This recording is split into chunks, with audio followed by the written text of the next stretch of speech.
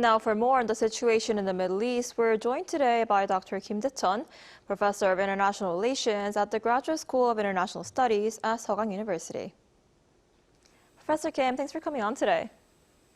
Good to be here. So the United States has launched more strikes on Iran overnight. And after U.S. President Donald Trump said last week that the deal with Iran is now over, how do you think the U.S. intends to pursue this conflict from here?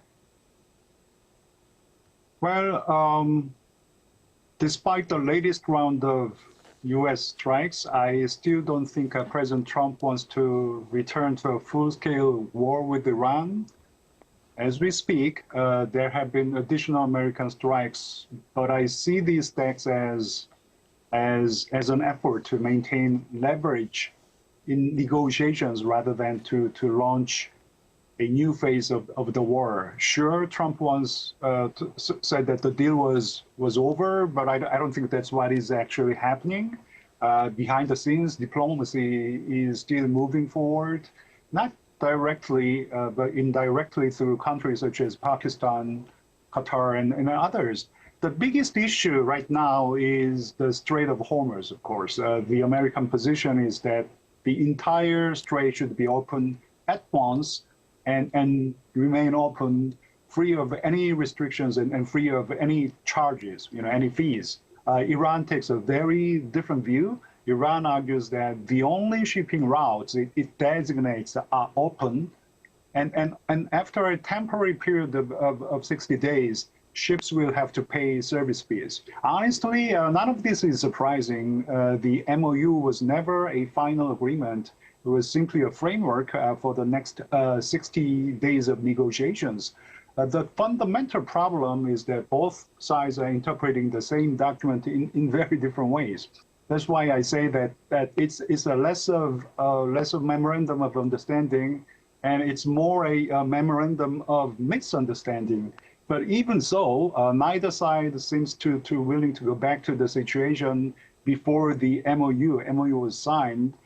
Sure, they are fighting, but they are also negotiating at the same time. Right, and in response to that, Iran has also attacked Gulf nations and has said it's once again closed the Strait of Hormuz. What do you think Iran's strategic objective is at this stage? At this stage, I think the Strait of Hormuz is the most important source of leverage over the United States. In fact, it may be the only significant leverage Iran still has. One senior figure to Khamenei, Moshtaba Khamenei, said that Hormuz is more valuable than 20 nuclear bombs. I think this statement speaks volume about how Iranian leaders view this issue. Iran understands that it cannot really compete with the United States in a conventional military sense. What it can do instead is to create costs. It can threaten global energy flows. It can disrupt shipping. It can put pressure on Gulf states that host American military facilities and bases. So what Iran is trying to do now is demonstrate credibility, credibility to impose costs. Tehran wants the United States to believe that when it threatens to disrupt Hormuz, it actually means it. And that, I think, is the reason why it shut down the Hormuz once again. And here the message is very simple. We may be weaker, but we still possess enough military and asymmetric capabilities to impose serious costs on you and other Gulf states. In other words, Iran is trying to preserve deterrence. It wants President Trump to understand that if Washington continues to pressure Iran, Tehran still has ways to retaliate. So this is not simply about a waterway. It is ultimately about bargaining power.